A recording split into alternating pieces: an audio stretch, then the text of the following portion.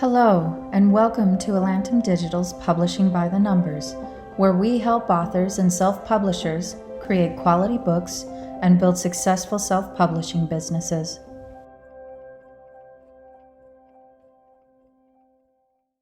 Hi, guys, and welcome to the Publishing by the Numbers podcast. I'm Janet S. Brown, and I'm here with my amazing co-hosts, CJ and Naya. Hi, CJ. Hello. Virginia is off this week. She decided that at the time of this recording, she would rather sleep than come and play with us. Why anybody would rather sleep than come and play with us, I do not know. This is podcast episode number 7. And today we are going to talk more about anthologies. So we got into anthologies a little bit last week, and we kind of gave you the sneak peek that we were going to have an anthology expert come and join us. And we have done that. So joining us today is Lyn Worthen. Lyn is amazing and one of my near and dear friends. So I've known Lyn for many years. We stopped counting at a certain point, but that does not decrease her awesomeness in any way, shape, or form. So we'll give you just a little bit of a background on Lyn, and then we're going to launch into a rapid fire, throw questions at her, see her, watch her dodge and weave, and all the good stuff. This is the fun part.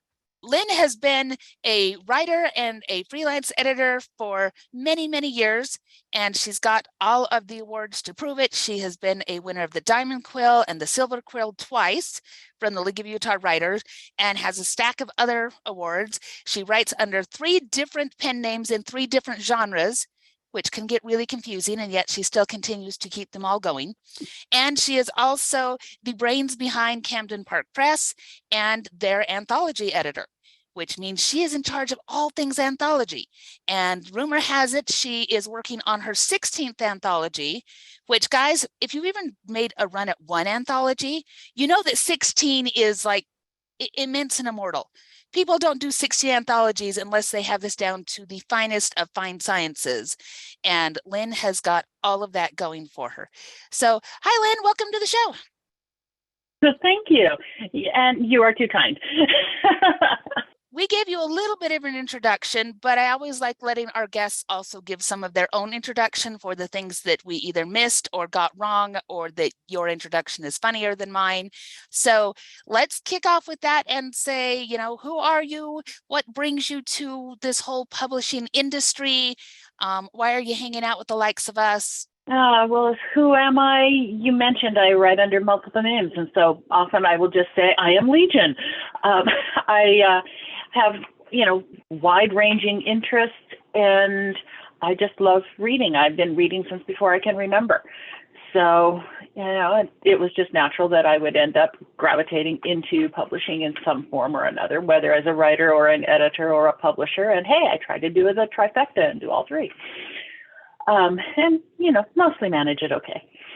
As far as how I came to be on this, I think it's just because, I got addicted to putting anthologies together and somebody caught wind of it. Hey, Jana. Strange how that works. Yes, full disclosure, guys, I occasionally copy edit for Lyn's anthologies, and I might actually have stories in a few of them. And yeah, I enjoy that. It's tremendously fun. So let's move on, and CJ, jump in here at any point. Otherwise, I'm going through our list of questions, but I'll have plenty. I'll have a question or two, definitely. Okay. I'm gonna want to pick her brain. She's here. I got her brain. Exactly, the brains behind these things. All right, so Lyn, what does it mean to be an anthology editor? How is that any different than, we talk about freelance editors and we talk about editors at traditional presses, and there's all of these different kinds of editors. What's an anthology editor? What do you do? An anthology editor is a cat herder. It's you go through the slush for whatever the theme is for that particular collection and pick the things that seem like not only are they great stories that I like, but that will also work together. It's kind of like building a recipe. You can't just say, well, I like cinnamon and I like steak, and put them together and know that they will go together properly. It's a balancing act. And then it's Well, I worked in the corporate world for a lot of times on multi-contributor projects, and working on an anthology is very much like that. There are just a lot of moving parts, a lot of moving pieces, and it's a lot of fun. But you're really just trying to, I don't know, maybe I should call it, maybe it's like building something out of Legos. You're just grabbing all these pieces and hoping that what you end up with is something that other people will enjoy. Well, I've got a question about these anthologies. Yeah. You do each one. About how many submissions do you get on average? Because that's a lot to work through. Because you mentioned the slush pile. How many? And is it just you reading them and deciding on that? It is just me reading them and deciding, and the number of submissions I will get will vary depending on the theme and who I've opened the call to.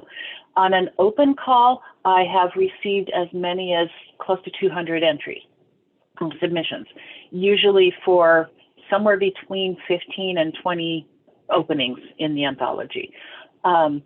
For a more limited call, when I say, this, like the one I'm working on right now, life kind of got in the way of me putting the call out as early as I had intended to, so I sent the call out to a smaller audience, a smaller, more targeted audience, and I ended up with about 36 submissions, and then didn't find all of what I was looking for, reopened it to a different group of people, and got another 2 or 3 dozen submissions. So, again, the number of submissions you will get will depend on the size of the pool that you've thrown your hook into, and also the theme. Some themes just are more attractive to writers than others. Oddly, I think it was the Poe retellings anthology was the biggest in terms of the number of submissions I had, and there were over 200 submissions on that one. But Cat Ladies of the Apocalypse had nearly that many. Mm-hmm. So, wow. And then I just read through them, and I've got reading through them down to kind of a science. So that I've worked with a lot of anthology editors over the years, and so learned a lot from watching them and listening to their trials and tribulations. Okay. Do you read every single story? I read every single story. I do not read every single story all the way through. I go on a 3 strikes, you're out basis. When I am reading and something pushes me away from the story, that's 1 strike. I keep on going. If I'm pushed away from the story a second time, that's 2 strikes. You get to that 3rd line, I set the story aside. Life is too short. And, you may have picked up a wonderful thing from, halfway through the story on. If I never get to it, it doesn't matter if your opening doesn't work. Okay, for Cat Ladies of the Apocalypse, I knew I was going to need a zombie story, at least one. I did get one. But I am not a fan of zombie stories. So for that, I simply said, okay, this is a zombie story. I will read 5 pages before I say, this is not my thing, and you're out. If you make me read more than 5 pages, then you go into the maybe bucket and are not automatically kicked out because I don't like zombie stories. And there were about 5 stories that made me read past 5 pages. I put them in my maybe bucket and then came back to them on the second pass, brought that down to 2 stories, and then had to choose between them. Okay. So, every editor has their own way of deciding how much of a story they will read. But for me, if you're not holding my interest, if as I'm reading, I'm going, this is kind of fun, but it's going to take a lot of work to get it ready for edit or ready for publishing, I'm not going to keep going. Which I think is a great point for our listening audience. Lyn and other editors do not want to see your rough drafts because it takes too much time. And Lyn uniquely, this is something that I really love about her, and one of the reasons I wanted to talk to her is somebody who very often puts out multiple anthologies in a year. And that's unique. Lots of times when you see these big anthology calls, it's maybe 1 a year or 1 every 18 months. And Lyn, is it 2 that went out this year? Witches of a Certain Age and The Holiday Hijinks. And right. This year is a slow year for me, anthology speaking. Usually I try to get 3. This year was 2. Mm-hmm. So 3 in a year means that, your timetables have to be really tight, which means your authors who are bringing you stories, they got to be mostly ready. So leading into that, because you're doing so many in a year, that herding cats has got to be probably organized within a fraction of inches. So how do you organize that many cats and that many stories? I mean, I saw Mythbusters and they tried chasing cats around with umbrellas and stomping at them. What is it you do to make all of this come together so you can possibly hit those deadlines? Magic? I believe magic. Magic is a fully acceptable answer. Yeah, no, it's basic project management. I use spreadsheets, lots of spreadsheets, and for to bring a story from reading it or from receiving it all the way through to including it and publishing it, there are a whole bunch of steps that are required. It has to be read. It has to be, I make a note of what I think of the story. If I accept it or not, then it continues to move on through. Have I sent an acceptance letter to the author? Have I sent them the contract, received the contract back? Have I started, reformatting the manuscript, reading through the manuscript to do any edits? All of those things, there are, I think I counted it once, there's about 80 tasks that have to be done per story in order to move that story through the process to the final publication. And those tasks have to be repeated for every single story in the project. And so I simply build a spreadsheet that has all of the author names and story names on one side, and then the columns across with the different tasks that the stories have to run through. I use a lot of color coding and just marking off as each story goes through that task, so that I can keep track and see at a glance if everything is moving along, if something is delayed because I use color coding, so that I can keep track myself. I also make that spreadsheet available to my authors for view only so that they can see at a glance, oh, I missed something, I'm behind. That's not something that most editors will do. I run a very, very open process with my authors. Most editors work through that process behind the scenes and the authors don't see it. I communicate with the authors quite a bit also to keep them enthused, to keep them engaged, and to make sure we keep things moving along. And I'll do that through a Facebook authors group, but also through numerous emails. I think that's impressive because it gives the authors more involvement at the project management level. Even though they're not actually managing it, they are still seeing how it's going, and I think they're more connected to it, and therefore, like you said, a little more engaged and a little more enthused. And I think probably, even though you're herding cats and chasing them, perhaps you're doing it a little less than some people who are just keeping it closer to to themselves. Because for me, I would actually really excel in that kind of a scenario, having a spreadsheet, because I love spreadsheets too. And I need to be managed. We all know, Jana knows this. CJ needs to be managed. It's true. CJ needs to be managed. We all have access to her calendar so that we can adjust things for her, because sometimes she forgets to do it. It is Virginia's very favorite thing, and she will be so sad that she is not here to connect with another spreadsheet calendar lover. It's all of the sorrows. But I think you have to know your weaknesses as an author, right? That's one of mine. And so it makes me super happy, that idea of being able to see it all unfold and have multiple check-ins with people who are running projects like that. So I bet I don't know, for some reason, I think that would make it run a little more smoothly rather than the usual editor just chasing and trying to find people. And there's a lot of disconnect there. So I like that. Well, even the editors that I did a lot of learning from, they have their project management tools, whatever form that they take, but it's not always transparent to the authors. Right. I found that having that author engagement made my life easier. Not everyone works that way, but the spreadsheets and the author engagement help me stay on task, help me keep up to date, and remind me, oh, you know what? I haven't looked at that for 2 days, 3 days. Is something happening that I need to get back on target with also?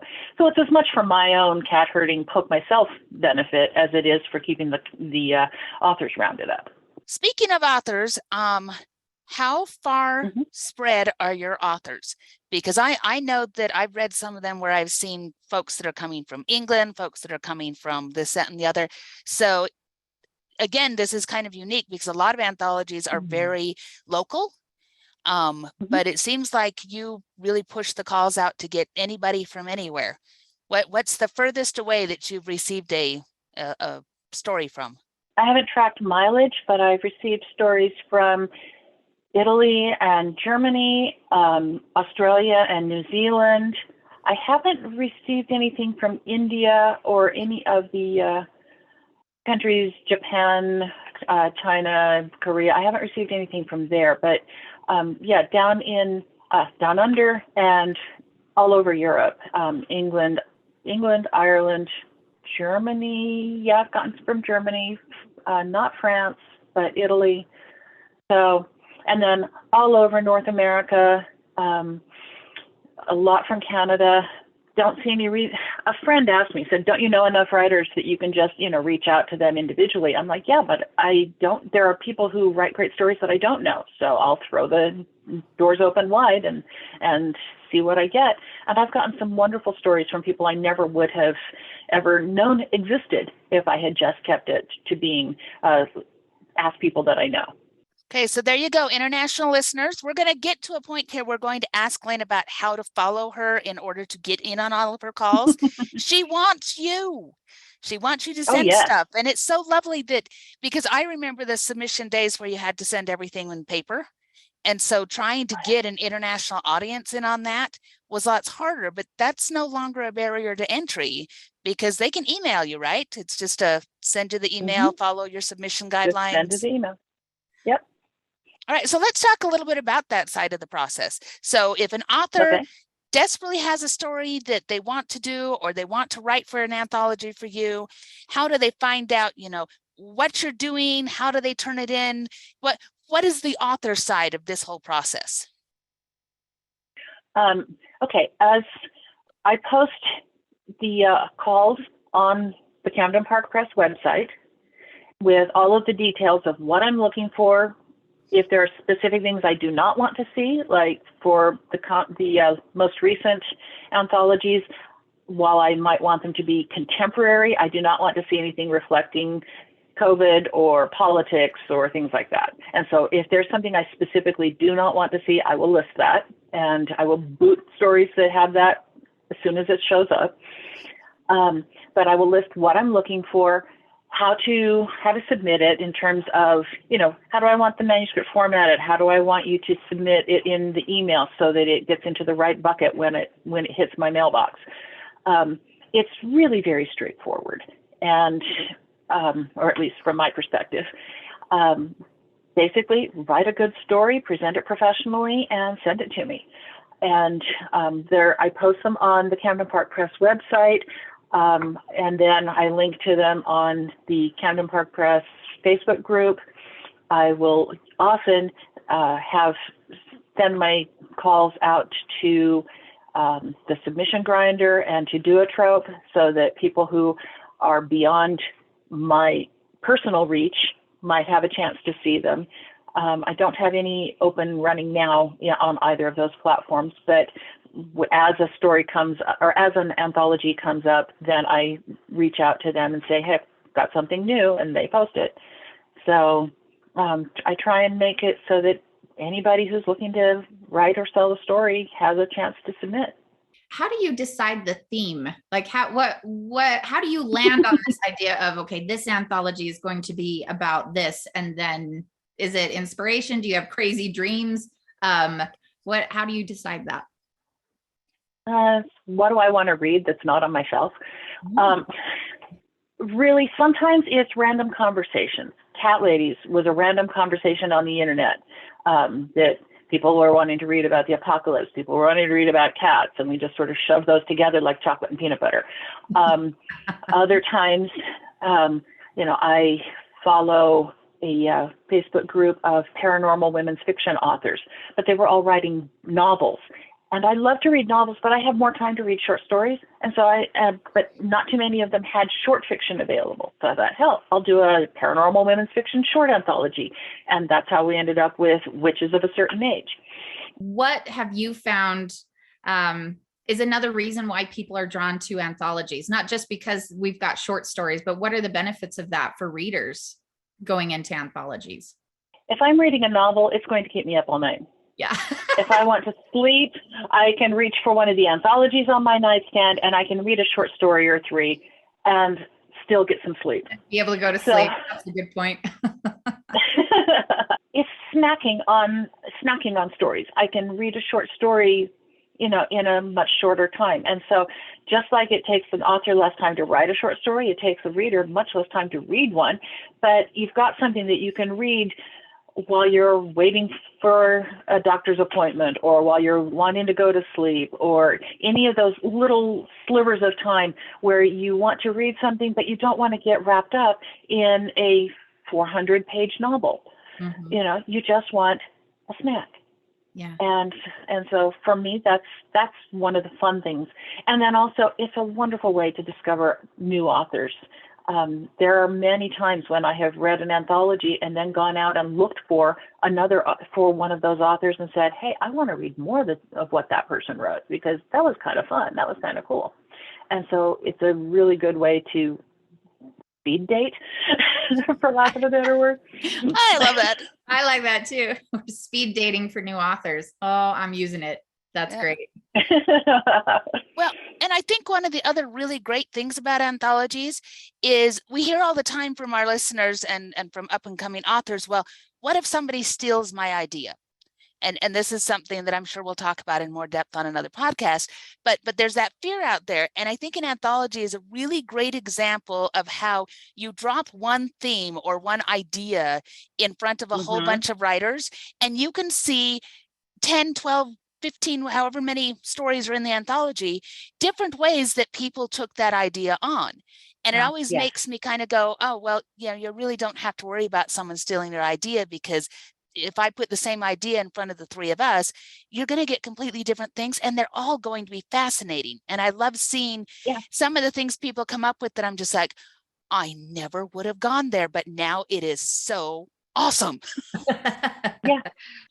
I want to know if you have ever gotten stories that were just way off the mark, and it was kind of like, just like one of those slush pile moments where you're like, what? Like, do you ever get a lot of stories that just don't quite, they just sent them in, like they slipped them in there hoping that you wouldn't notice that it had nothing to do with the theme that you were asking for? You mean like the story submitted to my dragon anthology that didn't have any dragons in it? Yes, that one. Yes, like that one. It had a unicorn, but no dragons. I'm like, missed the target there, kind of missed the dartboard. I don't get a lot. They do happen. I am pretty clear on my calls about not wanting anything that is political. I got one that was such a political rant that I'm just like, really? Yeah. Toss. I am, not because I have any issue with various levels of spicy or heated romance, but most of my anthologies are on the sweet to medium level of heat. Mm-hmm. I have gotten very spicy romance submissions and gone, okay, we have different definitions of sweet, and toss. Woohoo! So for witches of a certain age, the main character protagonist needed to be 40 or over because witches of a certain age. Right. And I got teenage witches. And I'm like, no, just because your mom is mentioned on page 7 does not qualify. Read the call, read the submission guidelines. We write them for a reason. And so I don't get a lot that are really, really way out there, but they happen. And it's mostly because someone didn't read the guidelines carefully. And so, I have an entire little presentation rant and that other editors and I share often about, people who just didn't read the guidelines and are non-guideline following horror stories that can be really bizarre. Oh, maybe like put your name on your manuscript somewhere. Oh no! People forget to do that. Oh no! Yeah. Oh yeah, it happens. It happens. You mean you don't want it in Comic Sans?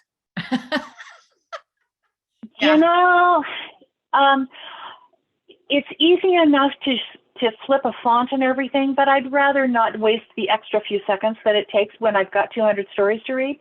Mm-hmm. So if you can present it to me professionally, I'm more likely to get farther in it than if I'm starting out by going, okay, this person clearly doesn't have a clue what they're doing because they sent me something in, 8-point Comic Sans and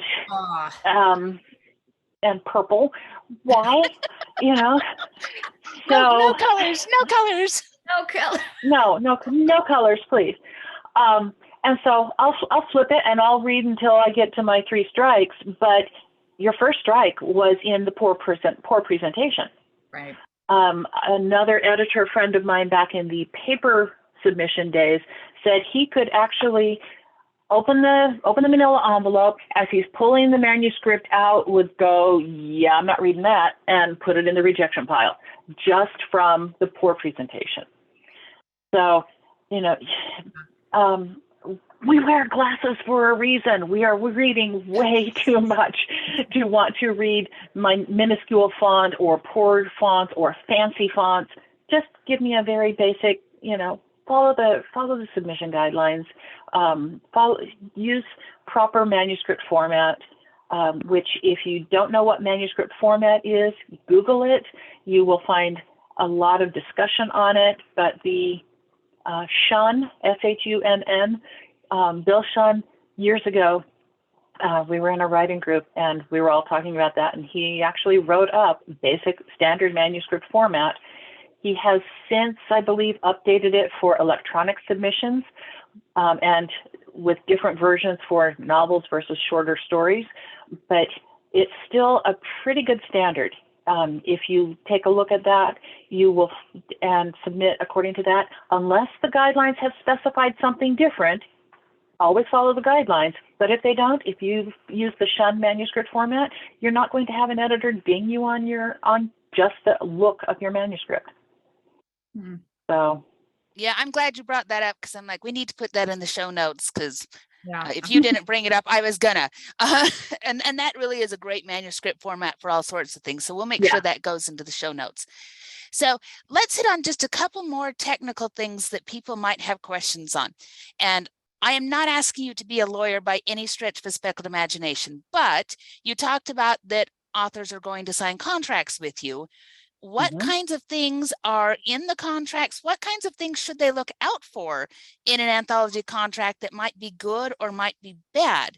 Because you've got some good background on this, and I think it'll help people to know, how do you get into an anthology without having a contract that keeps your rights forever and ever, and, good things and bad things. Well, and the rights is the most important part of it. What rights is the anthology looking for?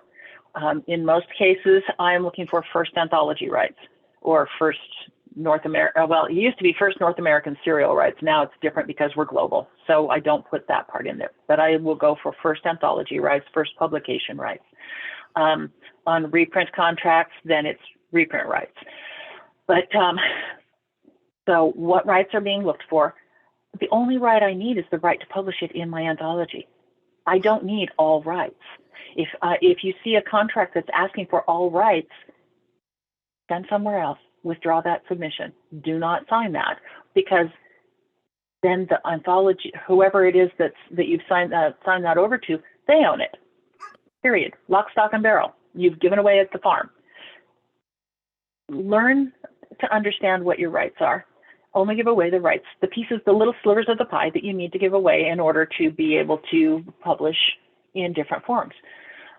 So I ask for first rights or reprint rights, depending on the story. I ask for a limited exclusivity. My anthologies, I ask for a 6-month exclusivity, meaning that you cannot have your story republished anywhere else during that period.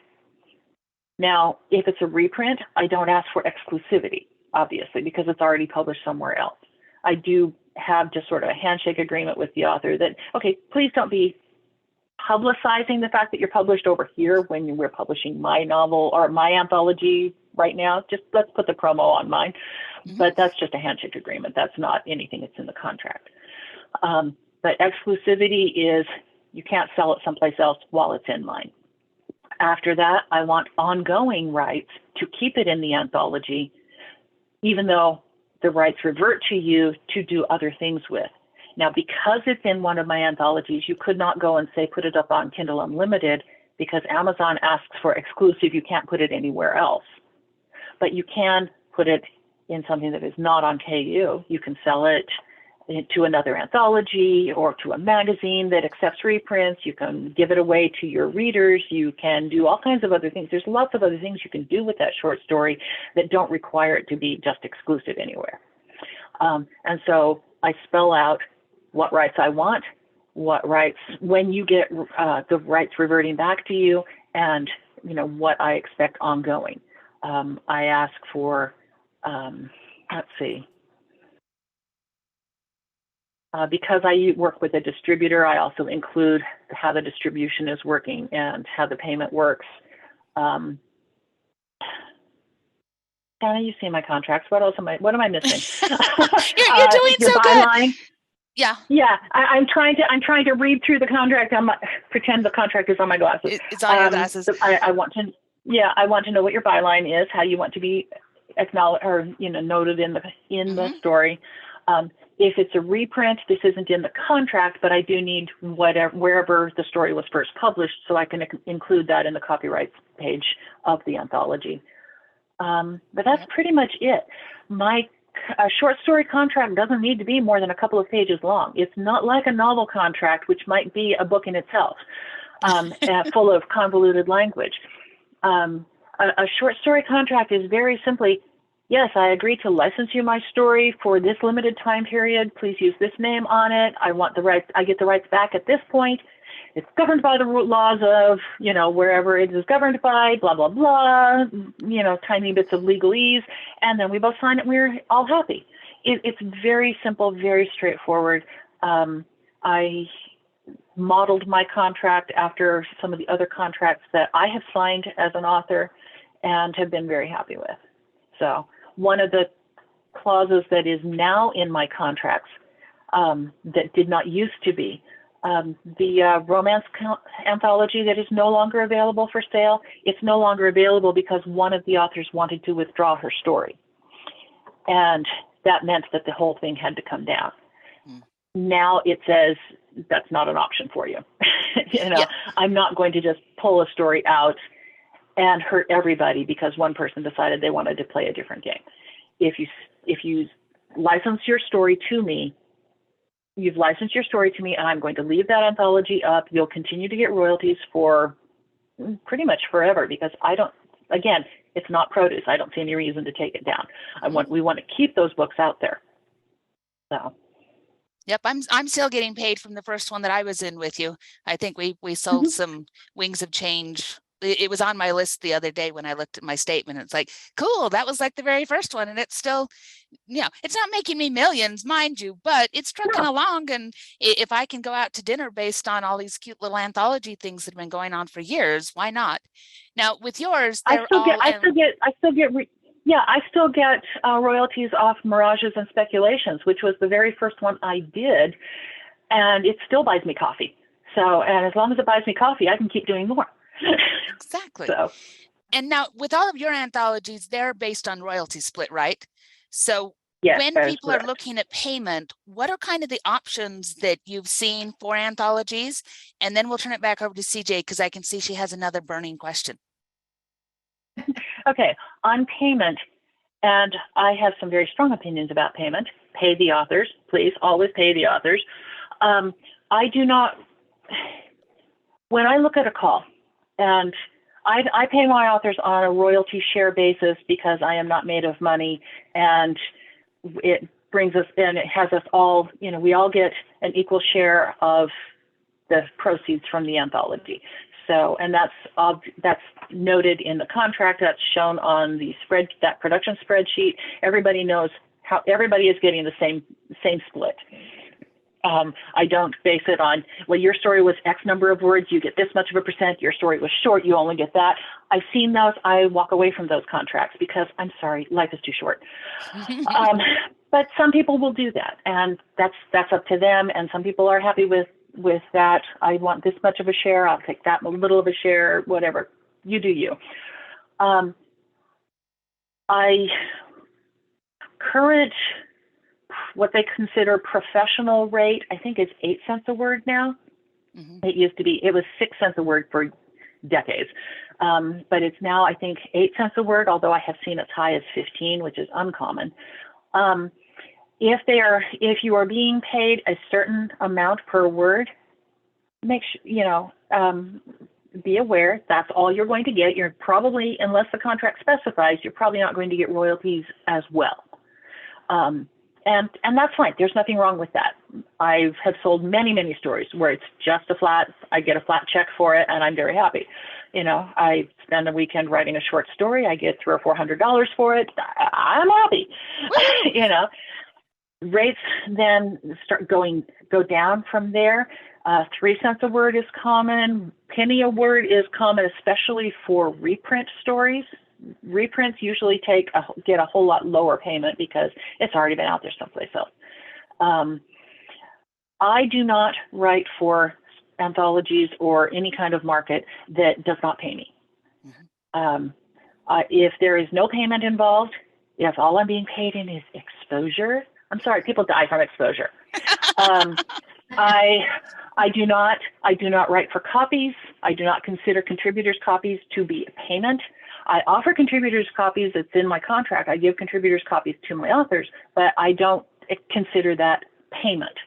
That's just something that should be, to my point of view, it should be standard operating procedure.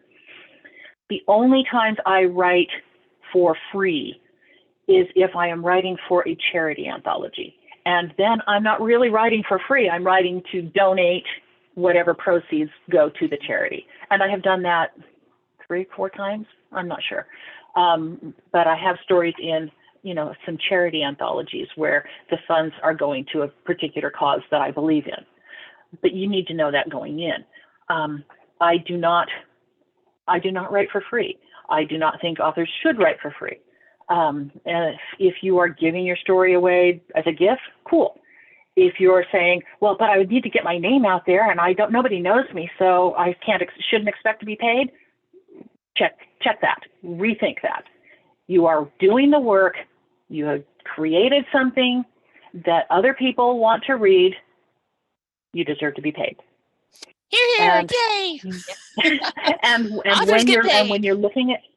when you're looking at markets, look at the markets that will start at the top in terms of the amount of pay and work your way down. Don't do nobody knows me, so I have to only submit to these low paying markets. No, start at the top.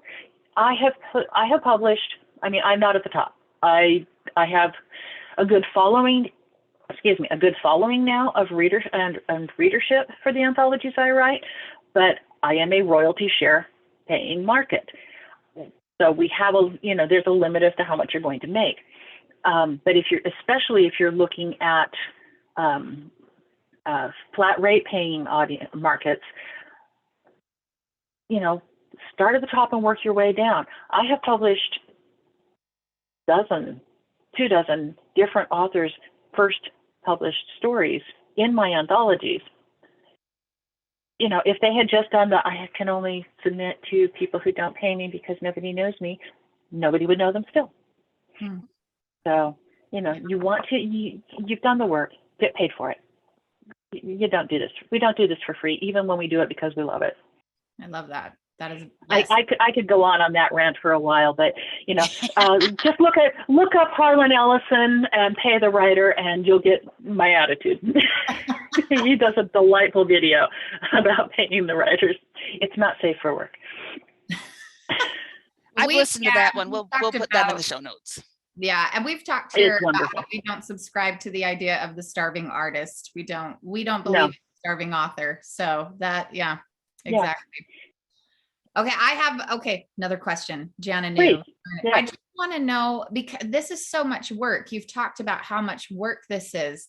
Tell me why you still do it, why you even jumped into it, and then once you saw how much work it was, why you still decided to keep going with it. It is a lot of work, but it's also a lot of fun. One of my very first fiction publications was in an anthology. And it was a blast. And So I always thought, oh, that would be fun. And then I have been in many anthologies I have stories in. And it's always been like, that's really cool. It's fun to see, like Jana was saying, a theme come together with so many different people attacking that theme in different ways. It seemed like a lot of fun. So when the opportunity came up for me to create an anthology of my own, I mostly reached out to people who were in that initial anthology that I was in as far as for submissions, but I got others as well. And it was kind of a, hey guys, this is where I started. Now we're coming full circle and we're going to do this. And it was a lot of work. And I thought, God, I'm insane. But when it was over and I held that book up in my hand and I'm just like, I love this. This was fun. And in the corporate world, I've done so many multi-contributor projects that aren't nearly as fun. This one was fun. Yes, it was every bit as much work, but it was fun. And I got to read stories, and I got to read lots of stories, and I got to read far more stories than I could publish, many of which were great. And, and I enjoy that. So if I can take skills from my corporate life and apply them to fiction and put them in a pretty package and say, here, you get to enjoy it too, I'm going to keep on doing it. So here's my last question for you, unless CJ has one before we head on out. Actually, I have two last questions. So the first one, and this is a hard one, is of all of the 15 anthologies that you have created, do you have a secret favorite? I know they're all like your children, but is there one that is just a little closer to your heart than all the others?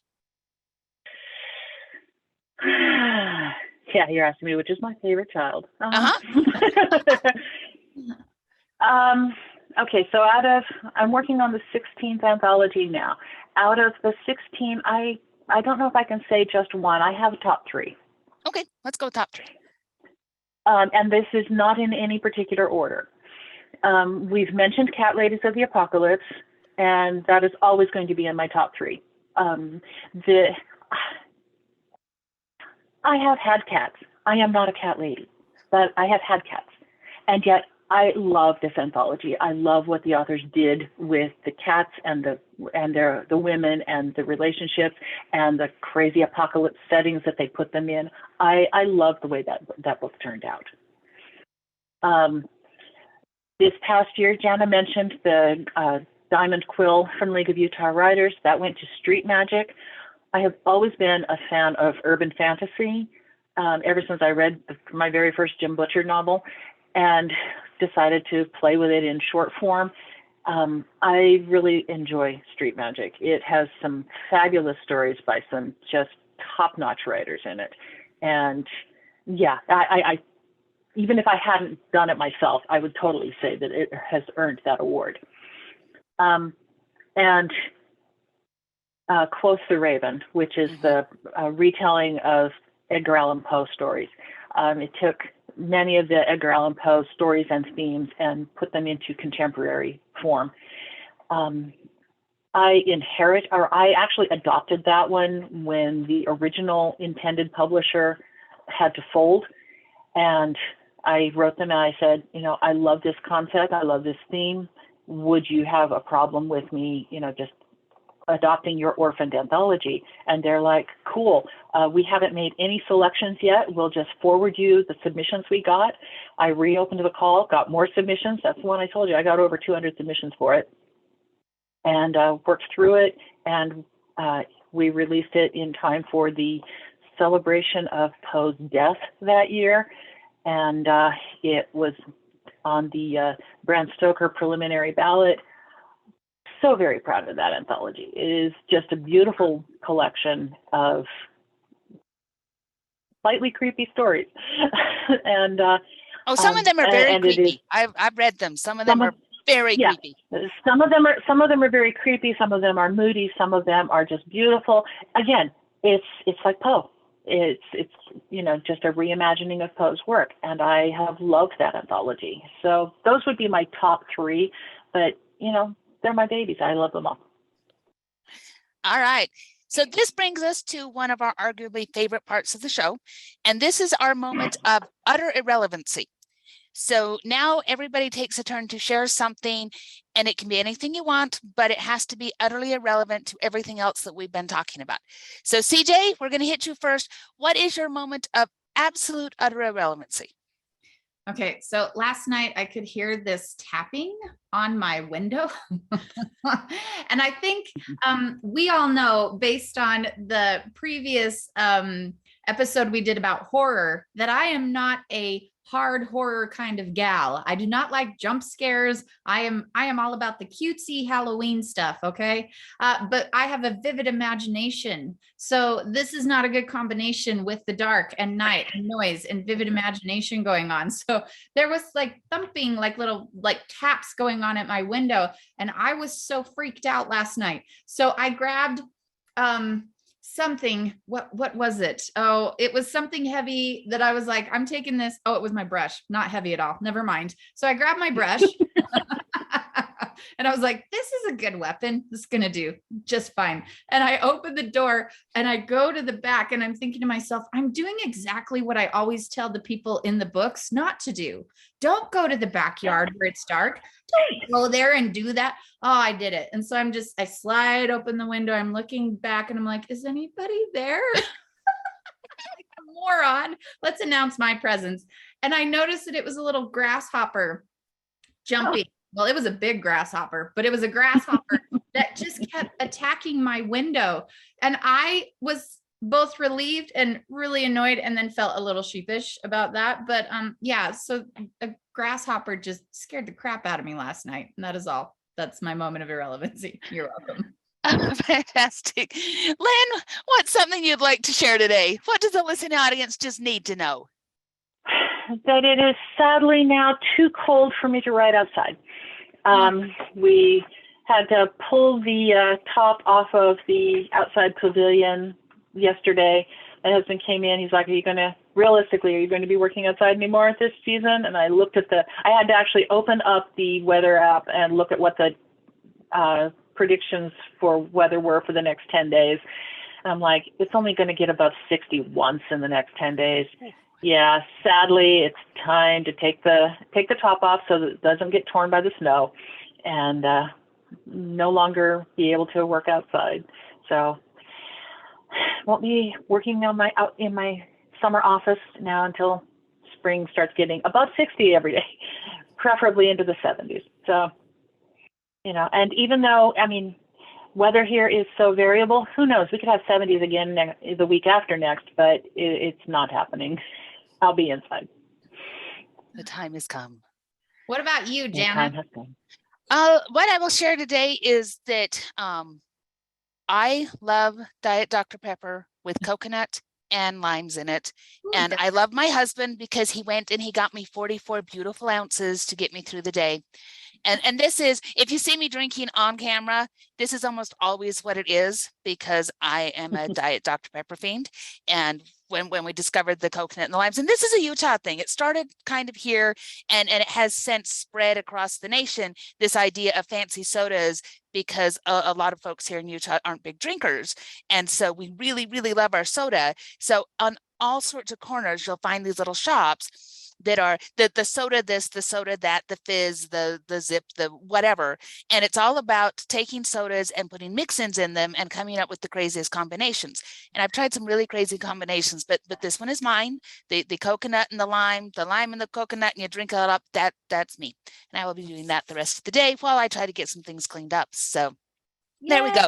We are all. If you go over there to Sonic where you were and look at their fresh lime, they have all the different mix-ins, and I just love it, just the plain giant fresh lime. Oh yeah, but fantastic. But mostly I'm at my Calamity Ware mug for my coffee, which is nearly empty now. Oh, well, ladies, it's been a fantastic time. Lyn, thank you so much for coming to join us today. I'm sure we will have you again. You've got so many other talents going on that we haven't yet delved into, that we'll have to have you come back and join us again. So for our listeners, thank you so much for joining us today. You can find the show in the show notes. including all of Lyn's contact information at www.elantumdigital.com. And you can follow the podcast on YouTube or your favorite podcast distributor. If you enjoyed the show, please subscribe and leave us a review. We'll see y'all later. Bye-bye now. Bye, guys. Bye.